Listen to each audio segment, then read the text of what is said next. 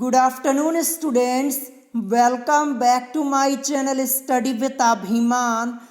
आज मैं आप लोगों के लिए यूपी बोर्ड एग्ज़ाम 2023 के लिए यानी 2023 के लिए क्लास 10th के लिए सोशल साइंस यानी सामाजिक विज्ञान का नया सिलेबस लेकर आया हूँ और ये आप लोगों का लेटेस्ट सिलेबस है सत्र 2022-2023 के लिए। तो मैं आप सभी स्टूडेंट्स को बता दूं कि इस बार भी आप लोगों के सिलेबस में 30% की कमी कर दी गई है, यानी 30% आप लोगों के सिलेबस में एक बार फिर से कमी कर दी गई है। आज की इस वीडियो में मैं आप लोगों को यहाँ पे क्लास 10th का सामाजिक विज्ञान का यानी सोशल साइंस का कंप्लीट सिलेबस बताने वाला हूँ। तो चलिए फिर आज की इस वीडियो को स्टार्ट करते हैं।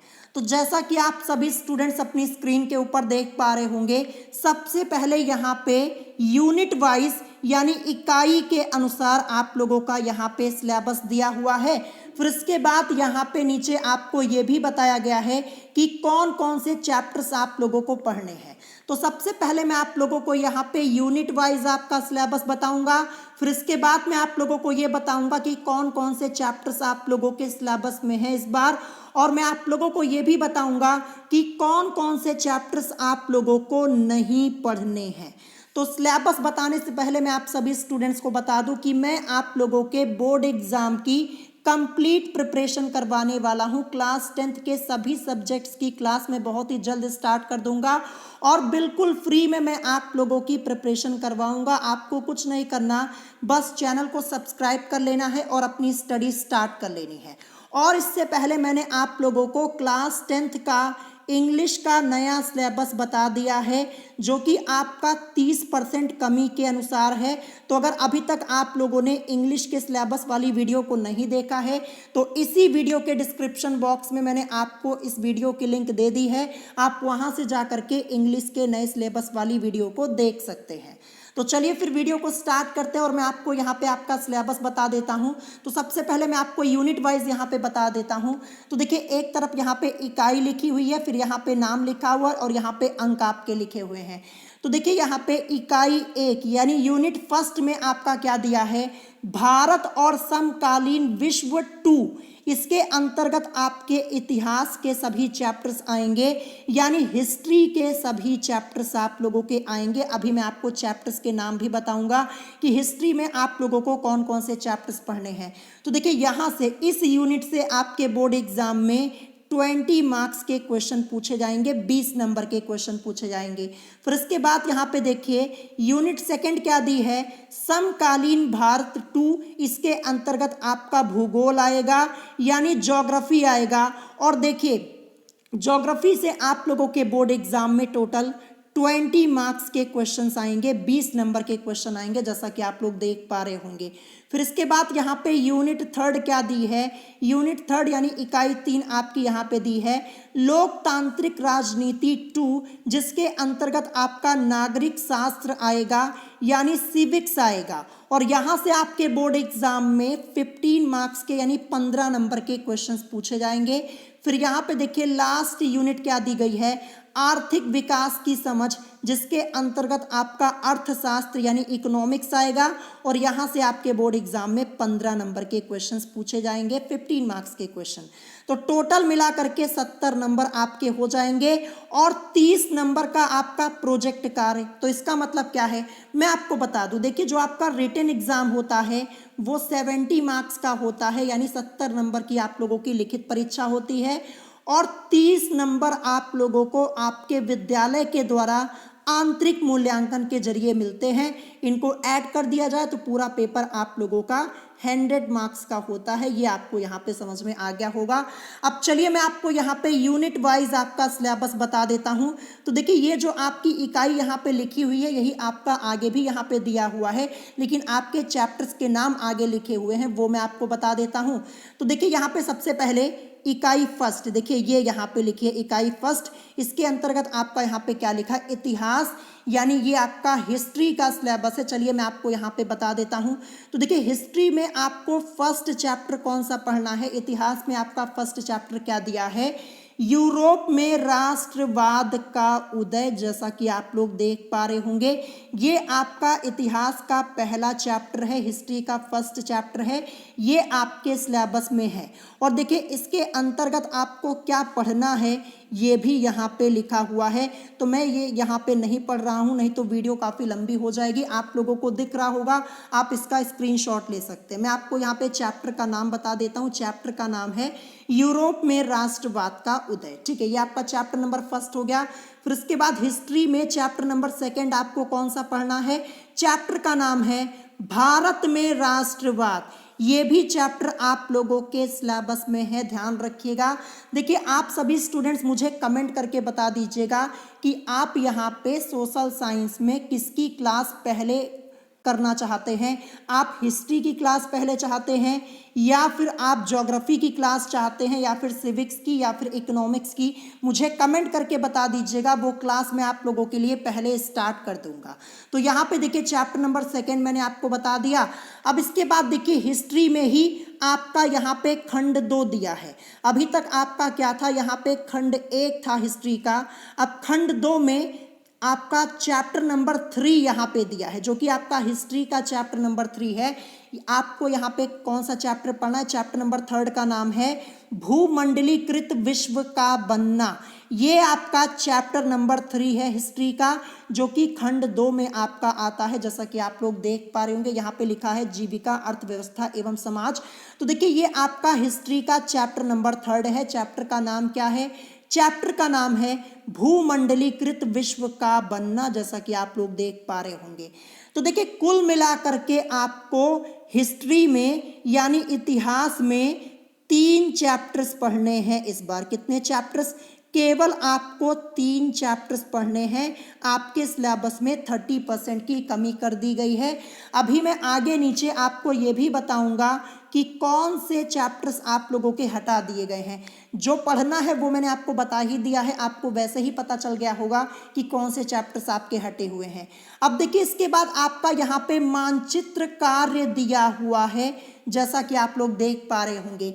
और ये मानचित्र कार्य आपका हिस्ट्री से रिलेटेड होगा, ध्यान रखिएगा, यानी इतिहास से रिलेटेड होगा।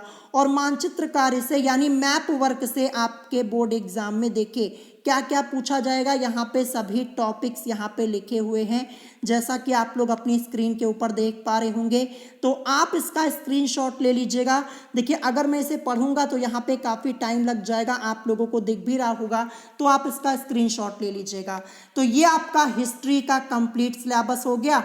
हिस्ट्री में आपको केवल 3 चैप्टर्स पढ़ने हैं। ठीक है, 3 चैप्टर्स आपको पढ़ने हैं और प्लस मैप वर्क। इसके अंतर्गत आपका हिस्ट्री से रिलेटेड मैप वर्क आपसे पूछा जाएगा। तो देखिए मैं बहुत ही जल्द आपकी हिस्ट्री की क्लास स्टार्ट कर दूंगा और मैं आप लोगों के हिस्ट्री का सिलेबस मात्र 20 से 25 दिनों के अंदर कंप्लीट करवा दूंगा। तो आप जिस सब्जेक्ट की क्लास पहले चाहते हैं मुझे कमेंट करके बता दीजिएगा, मैं आपकी क्लास जल्द से जल्द स्टार्ट कर दूंगा। ठीक है, अब इसके बाद मैं आप लोगों को यहाँ पे ज्योग्राफी का सिलेबस बता देता हूँ, यानी भूगोल का। अब देखिए यहाँ से आपकी इकाई 2 यानी यूनिट सेकेंड यहाँ से स्टार्ट हो रही है और इसके अंतर्गत आपका क्या दिया है? समकालीन भारत 2, जो कि आपका भूगोल का सिलेबस है ज्योग्राफी का। अब ज्योग्राफी में देखिए आप लोगों को क्या क्या पढ़ना है वो मैं आपको बता देता हूँ। तो देखिए यहाँ भी जो ज्योग्राफी है इसमें भी यूनिट वाइज आपका सिलेबस दिया, अभी मैं आपको समझा देता हूँ। तो देखिए ज्योग्राफी में फर्स्ट चैप्टर आपका क्या है? फर्स्ट चैप्टर है संसाधन एवं विकास, ये चैप्टर का नाम है। और इसके अंतर्गत जो टॉपिक आपको पढ़ने हैं ये यहाँ पे लिखा हुआ है, जैसा कि आप लोग देख पा रहे होंगे।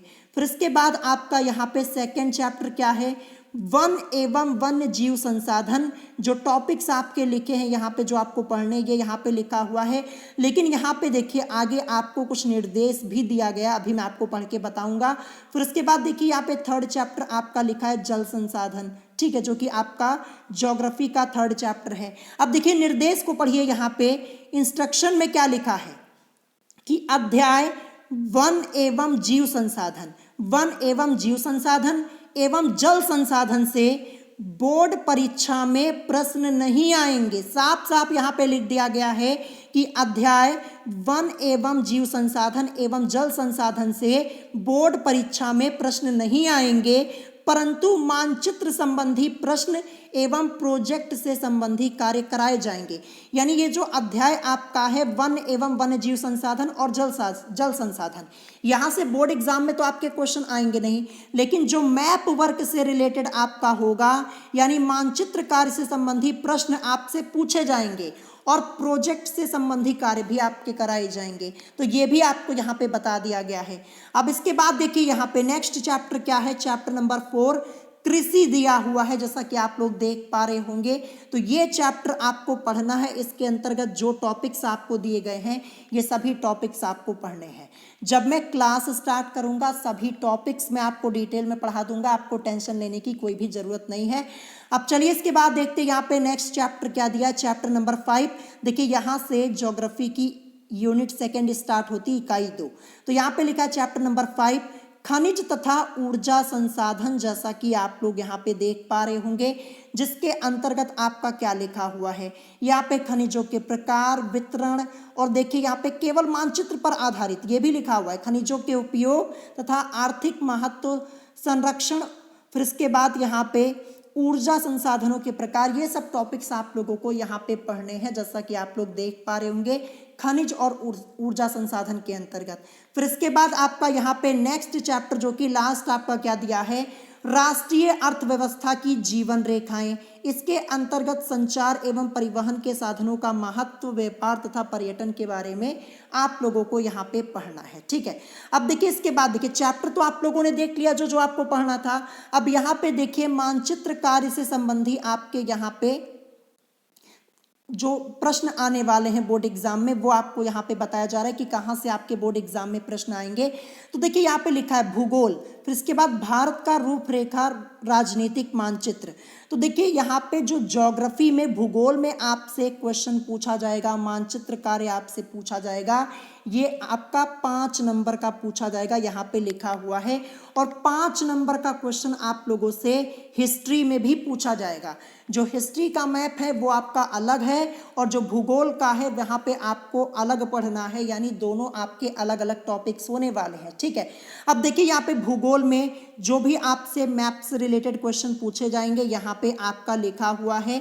तो जब मैं आपकी क्लास स्टार्ट करूँगा वहाँ मैं आपको डिटेल में सब कुछ समझा दूंगा। जैसा कि आप लोग यहाँ पे देख पा रहे होंगे बांध से रिलेटेड क्वेश्चन आपसे पूछे जाएंगे, सब यहाँ पे लिखा हुआ है।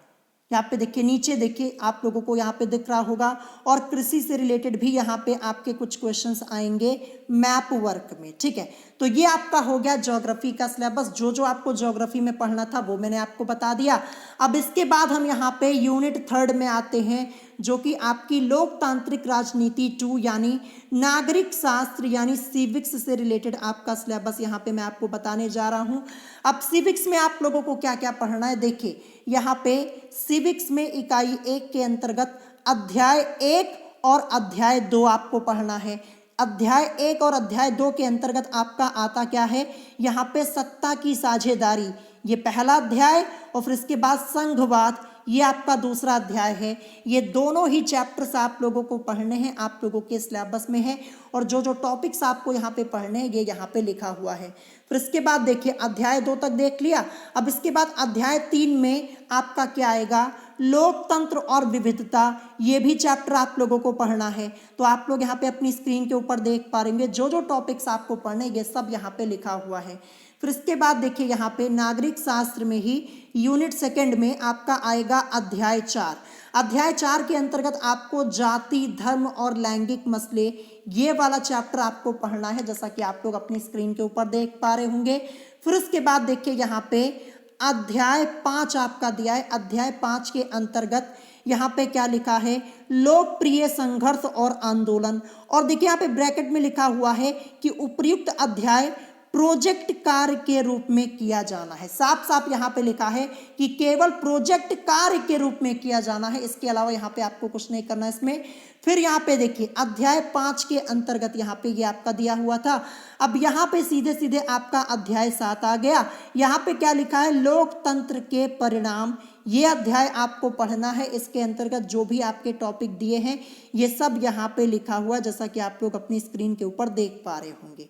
फिर इसके बाद देखिए यहाँ पे आपका क्या आ गया, अध्याय 8 यहाँ पे आ गया। अध्याय 8 के अंतर्गत आपका क्या दिया है, लोकतंत्र की चुनौतियां दिया है, और इसके अंतर्गत जो टॉपिक्स आपके लिखे हुए हैं ये सब आपको यहाँ पे पढ़ना है। ठीक है, तो जैसा कि आप लोग देख पा रहे होंगे सिविक्स में आपको केवल इतने अध्याय पढ़ने हैं, इतने चैप्टर्स आपको पढ़ने जो कि मैंने आपको बता दिए हैं। और जब मैं आपकी क्लास स्टार्ट करूंगा ना तो वहाँ पे तो मैं आपको सब कुछ पढ़ाऊंगा ही चैप्टर वाइज, तो आपको टेंशन लेने की ज़रूरत नहीं है। देखिए खुशी की बात आप लोगों के लिए ये है कि 30% फिर से आपके सिलेबस में कमी कर दी गई है। इससे ये फ़ायदा होगा कि आपका सिलेबस भी जल्द से जल्द कंप्लीट होगा और आपके मार्क्स भी बहुत ही अच्छे आएंगे। अब इसके बाद हम यहाँ पे देखते हैं इकाई 4 यानी यूनिट 4 यहाँ पे आ चुकी है। अब यूनिट 4 आप लोगों की अर्थशास्त्र से रिलेटेड है, यानी इकोनॉमिक्स से रिलेटेड है।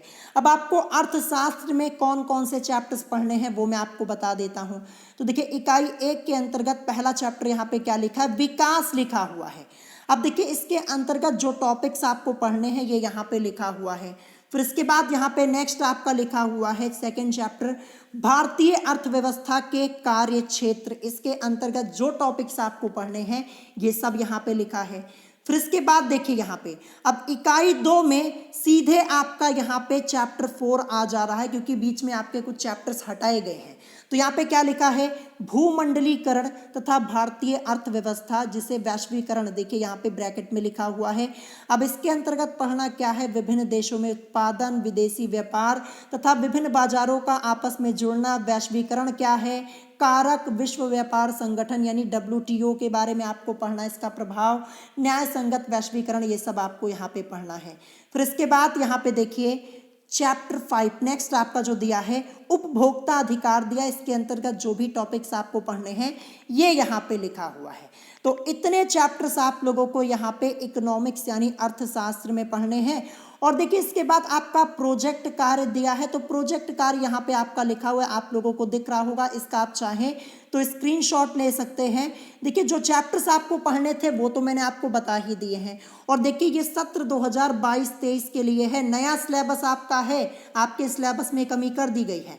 अब मैं आपको ये बता देता हूँ कि आखिर आपको क्या क्या नहीं पढ़ना है। 30% कम किया गया पाठ्यक्रम, साफ साफ यहाँ पे लिखा हुआ है। देखिए इतिहास के अंश, सबसे पहले हिस्ट्री में आपको क्या क्या नहीं पढ़ना है। तो देखिए यहाँ पे चैप्टर 4 का नाम यहाँ पे लिखा, जैसा कि आप लोग देख पा रहे होंगे, औद्योगिकरण का युग। ये पूरा चैप्टर इस बार आपके सिलेबस से हटा दिया गया है, ये आपको नहीं पढ़ना है। फिर इसके बाद देखिए यहाँ पे क्या लिखा है, इसके बाद लिखा है कि मुद्रण संस्कृति और आधुनिक विश्व, ये भी आपको यहाँ पे नहीं पढ़ना है, जैसा कि आप लोग अपनी स्क्रीन के ऊपर देख पा रहे होंगे।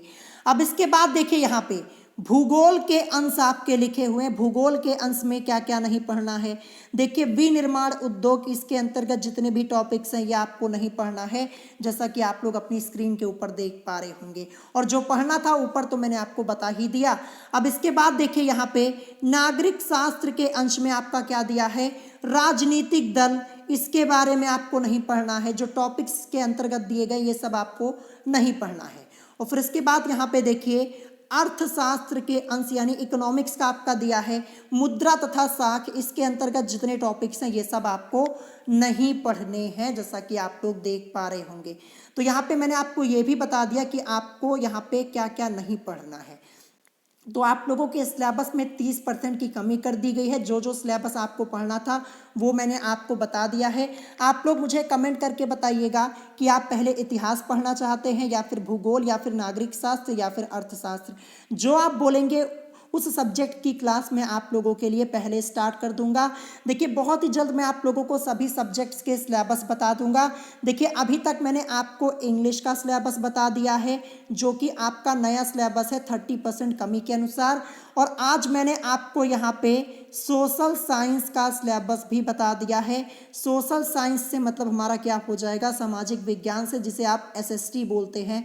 तो 2 सब्जेक्ट्स के सिलेबस मैंने आपको बता दिए हैं। बहुत ही जल्द मैं आप लोगों को सभी सब्जेक्ट्स के सिलेबस बता दूंगा। मैं कोशिश करूंगा कि कल मैं आप लोगों को हिंदी का सिलेबस बता दूं, जो आपका नया सिलेबस आया है 30% कमी के अनुसार, और इसके बाद मैं आप लोगों को साइंस का सिलेबस बता दूंगा, फिर मैथमेटिक्स का सिलेबस मैं आपको बता दूंगा, फिर इसके बाद मैं आप लोगों की क्लास स्टार्ट कर दूंगा और कोशिश करूंगा कि जल्द से जल्द मैं आप लोगों का सिलेबस कंप्लीट करवा दूं। एक बार फिर से मैं आपको बता दूं कि मैं आपके बोर्ड एग्जाम की कंप्लीट प्रिपरेशन करवाने वाला हूं, वो भी बिल्कुल फ्री में। आपको कुछ नहीं करना, बस चैनल को सब्सक्राइब कर लेना है और अपनी स्टडी स्टार्ट कर लेनी है। सो अगर आज की इस वीडियो में आपको कोई बात नहीं समझ में आई हो तो आप मुझसे कमेंट करके पूछ सकते हैं, और अगर वीडियो पसंद आई हो तो वीडियो को लाइक करना मत भूलिएगा, और साथ ही साथ हमारे चैनल स्टडी विद अभिमान को सब्सक्राइब करना मत भूलिएगा। सो आज की वीडियो में इतना ही, मिलेंगे नेक्स्ट वीडियो में। Thanks for watching.